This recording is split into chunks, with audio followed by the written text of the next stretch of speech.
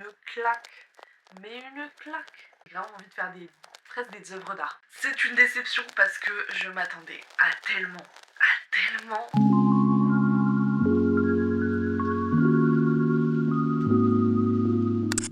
Hello la Booksphère et bienvenue sur ma chaîne YouTube. Aujourd'hui on se retrouve pour un bilan de l'année 2025 et il y a plein de choses à dire parce que c'était vraiment une superbe année pour moi. C'est pas spécialement un tag spécifique que j'ai trouvé sur une autre chaîne, j'ai pris un peu des questions à droite à gauche pour faire mon propre bilan moi-même avec les questions que j'avais envie de faire. Donc voilà, j'espère que ça va vous plaire. On commence avec la question: combien de livres tu as lu cette année? Est-ce que tu avais fait un challenge? Est-ce que tu l'as respecté, oui ou non? En 2025, je m'étais donné le challenge de lire 50 livres et j'en ai lu 52, donc je suis pile un peu au-dessus. Il faut savoir que je suis une lectrice assez lente, donc je lis pas énormément de livres, mais à chaque fois je suis très contente de réussir à passer la barre du challenge que je me fixe, donc c'est pas vraiment obligatoire de faire un challenge de lecture. Avant je le faisais beaucoup sur Goodreads, maintenant je suis retournée plutôt sur Babelio vu que c'est français et tout, je préfère l'interface de l'application alors que Goodreads, on va pas se mentir, elle est éclatée.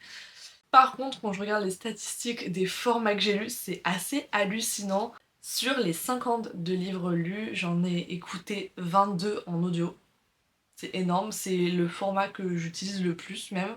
Après, on a 12 livres en papier, c'est tellement peu. On a 10 livres numériques, donc sur ma liseuse, et 8 livres graphiques, donc des BD ou des romans graphiques.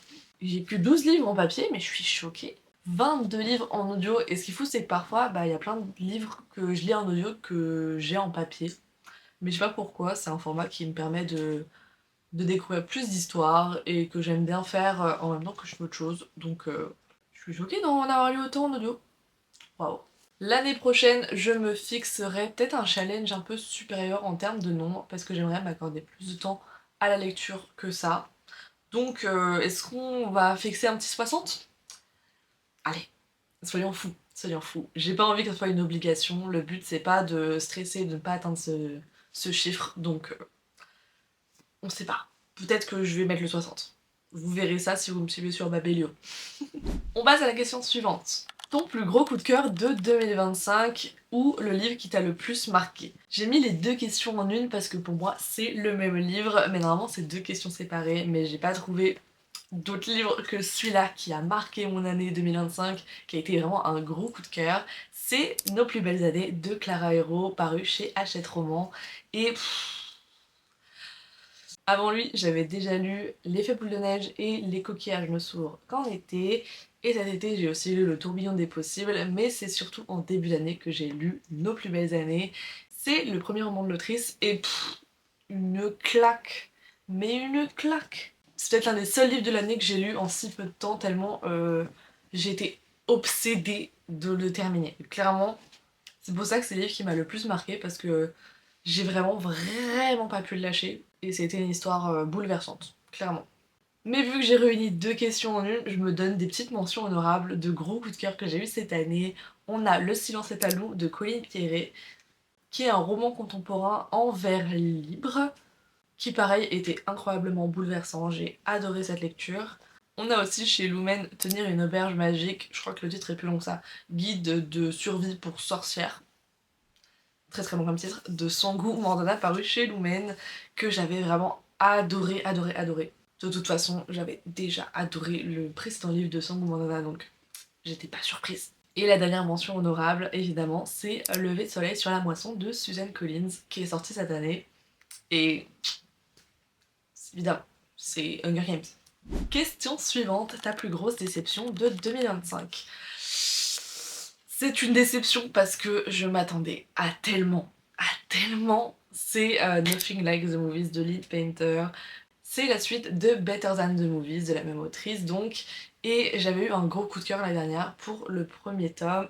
Et donc j'avais de grosses attentes pour le tome 2. Et malheureusement j'ai pas retrouvé la magie que j'avais dans le tome 1. Donc j'ai pas du tout accroché, et il y a vraiment deux teams sur ce tome 2, soit ceux qui ont encore plus aimé parce que c'était un peu plus mature, moins adolescent et tout, et il y a la team de ceux qui n'ont pas accroché, qui n'ont pas compris ce deuxième tome, et clairement moi je reste sur l'histoire du tome 1 et je vais faire comme si je n'avais pas lu ce tome 2.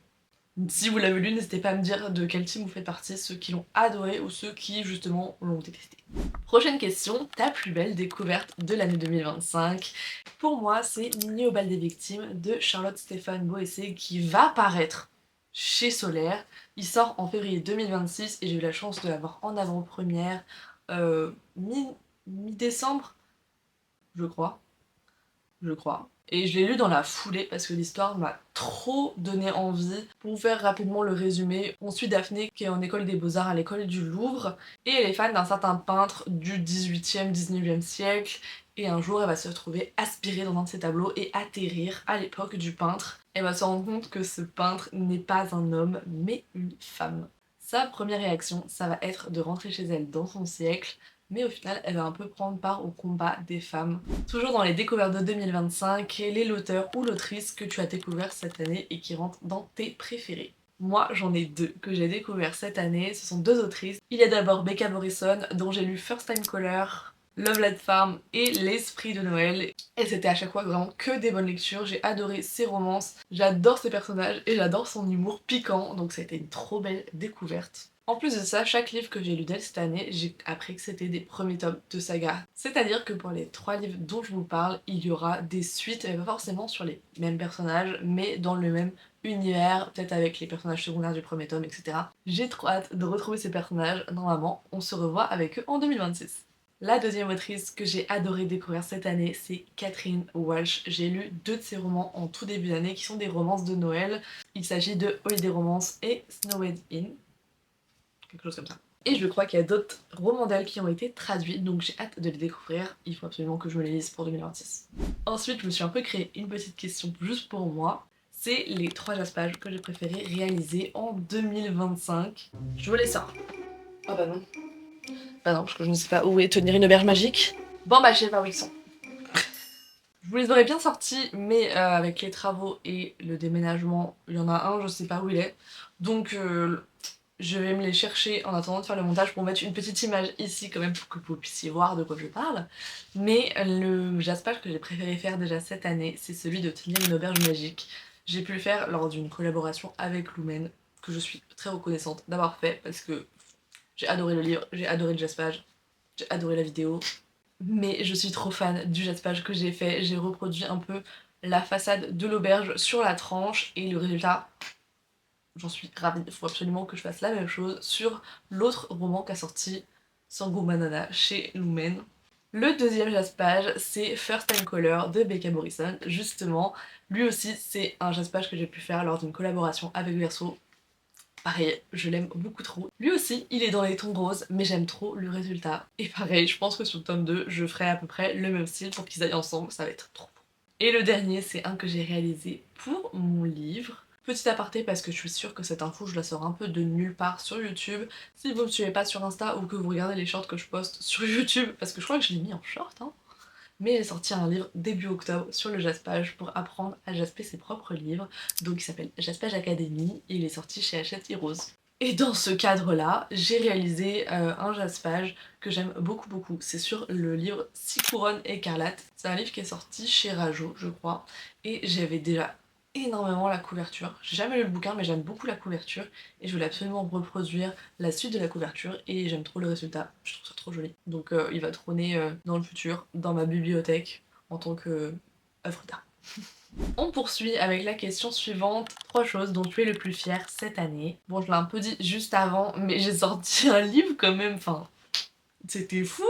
D'ailleurs, j'en profite pour vous le dire, je prévois, et j'avais prévu depuis longtemps, mais c'est passé à la trappe. Ne me demandez pas pourquoi, genre la vie, les travaux, les déménagements, tout ça, tout ça.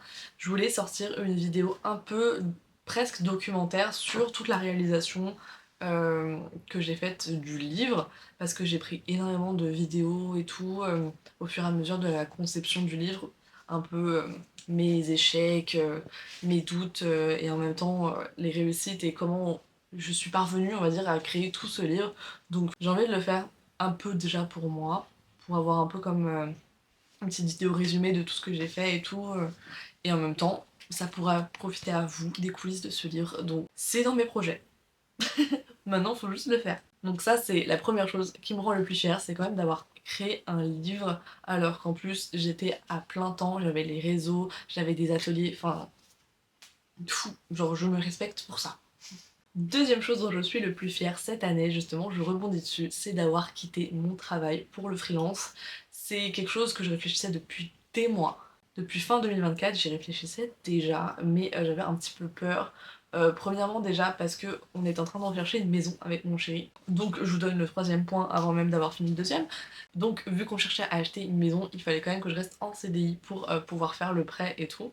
Donc maintenant salut la banque, je ne suis plus en CDI, je suis en freelance. Mais ça marche quand même, vous inquiétez pas, je vous rembourserai. C'était quand même une grosse décision qui me faisait assez peur, mais bon, j'étais quand même bien entourée. J'avais l'agence démo avec moi qui me disait que j'avais aucune inquiétude à me faire pour le freelance. Mon chéri me soutenait à 100%, il attendait que ça, que je sois heureuse dans mon taf, et merci à lui. Quel amour. Donc c'est quand même quelque chose dont je suis très fière, c'est d'avoir eu le courage de le faire et j'en suis plus que reconnaissante maintenant. Et le troisième point, je l'ai dit, c'est d'avoir acheté une maison dans laquelle je suis actuellement maintenant. Et c'est encore en travaux. C'est quand même une énorme étape dans la vie. Et je suis trop fière de moi et de mon amoureux d'avoir sauté aussi le pas pour construire notre petit chez nous. Et j'ai hâte de vous montrer aussi ce que ça donne, parce que vu qu'on a fait beaucoup de travaux, et ben on forme un vrai cocon magnifique. Et les vidéos sur l'aménagement de mon bureau bibliothèque arrivent bientôt. On passe maintenant à plutôt une projection sur l'année 2026. Déjà, je vais commencer par les sorties que j'attends le plus. Ça tombe bien parce que ça sera la prochaine vidéo que je sortirai. Donc, si tout se passe bien, la semaine prochaine, vous aurez un panel de 15 sorties que j'attends sur l'année 2026, mais je vous en spoil quelques-unes. Déjà, ce que j'attends impatiemment pour l'année 2026, c'est la nouvelle saga de Morgane Moncomble. C'est une de mes autrices de romance préférées et en 2026, elle sort une saga un peu particulière. Elle a toujours été dans quelque chose de contemporain et cette fois-ci, elle sort une saga avec 3 tomes qui se passent dans 3 époques différentes à 3 lieux différents. Et je crois que le premier tome sort en mars. J'ai trop hâte de le découvrir, vraiment, je l'attends comme la Messie, ça va être incroyable. Ensuite, il y a aussi le prochain livre de Clara Hero qui paraîtra chez Flammarion en septembre. On n'a pas trop d'infos, mais de toute façon, avec Clara Hero, j'y vais les yeux fermés. Donc pareil, j'attends la date, j'attends plus d'infos, j'attends la couve, j'attends le livre, j'ai trop hâte. Pour les autres sorties que j'attends en 2026, rendez-vous dans la prochaine vidéo. Petit teasing. Prochaine question, quels sont les livres que je veux lire en priorité en 2026? Bah déjà un petit peu tous les livres de ma pile d'automne que je n'ai pas lus. En ce début d'année 2026, j'aimerais beaucoup prioriser sur Blood Viper, que j'ai trop hâte de lire. Ça avait l'air incroyable. Quand nos os retourneront à la terre de V.E. Schwab, il est sorti en juin et je ne l'ai toujours pas lu alors que c'est une de mes autrices préférées. Peut-être parce que c'est une brique, c'est possible. Et ensuite, je dirais le tome 2 de Divine Rivalité et même le préquel qu'il faut que je m'achète. J'avais commencé le tome 2, j'étais archi pas dans le mood, je l'ai reposé et il faudrait vraiment que je me repose dessus parce que clairement j'avais adoré le tome 1, c'était un gros coup de cœur. Je sais que le tome 2 est un peu en dessous, mais j'ai quand même envie de le découvrir, de retrouver des personnages que j'ai aimés. Donc il faut absolument que je le priorise en 2026. Et on arrive à la dernière question. Quels sont mes objectifs pour 2026? Déjà, poursuivre cette chaîne YouTube, être récurrente et vraiment créer une safe place dans cette chaîne YouTube. J'aime trop pouvoir poursuivre ce format. De mon côté, j'aime trop le format regarder des vidéos YouTube. C'est pas comme sur Insta où on swipe direct, c'est vraiment on choisit de regarder le format. Et c'est ce que j'ai envie de créer. Pas forcément que sur la lecture. Depuis le début de la chaîne, même s'il y a que 4 vidéos, c'était vraiment faire plus sur du jaspage, créer des tutos, etc. Et aussi me remettre au journaling et faire des vidéos sur le journaling. J'aimerais trop, mais le journaling j'ai un petit peu abandonné en 2025 parce que j'avais plus le temps avec tout ce que je faisais. Donc j'ai vraiment envie en 2026 de développer ça et j'espère que vous serez au rendez-vous. Cette année, j'ai envie de faire des jaspages plus ambitieux, plus travaillés, plus complexes, qui m'ont pris plus de temps et qui vont plus me faire l'effet waouh quand je vais le voir. Donc j'ai grave envie de faire ça. Ça va demander beaucoup plus de temps de travail, mais c'est pas grave. J'ai grave envie de faire presque des œuvres d'art. Donc me performer encore plus en dessin, en peinture, etc. Donc j'ai trop hâte de m'y mettre, mais il faut juste que je trouve le temps parce que parfois par rapport à la création de contenu et tout, c'est pas la priorité. Donc j'ai grave envie de me dégager plus de sessions où je peux faire que de la peinture. Et le dernier objectif, ce serait de me mettre vraiment à la reliure. Ça fait une éternité que je me dis que j'aimerais tester. J'ai même acheté quelques matériaux et tout qui m'attendent, mais faut vraiment que, pareil, je trouve le temps, que je dégage un peu plus de temps pour faire des tests avant de pouvoir montrer ce que je fais. Et il faut vraiment que cette année, je me mette à la reliure. C'est la fin de cette vidéo, j'espère que ça vous a plu, j'ai été ravie de faire ça, j'adore faire des petits bilans annuels. Souvent en journaling, je faisais beaucoup des rétrospectives où je me posais pour regarder un peu ce qui s'est passé cette année. Là, cette fois, je le fais en vidéo, peut-être que je le ferai aussi en journaling si je prends le temps. Et encore une fois, c'est toujours une histoire de temps, je rêverais de ne pas avoir à dormir. Bref, en tout cas, j'espère que cette vidéo vous a plu, on se retrouve très vite dans une prochaine vidéo. Ciao ciao!